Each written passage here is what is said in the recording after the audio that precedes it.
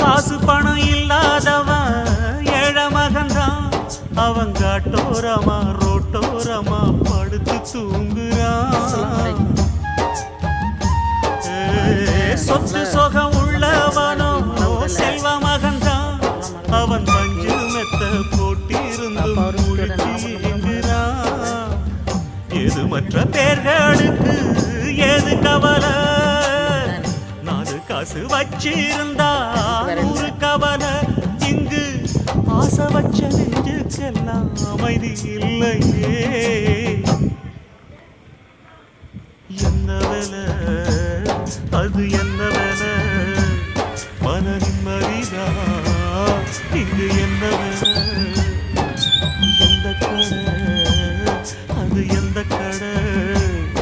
அதை விற்கிறது இங்கு எந்த கடை?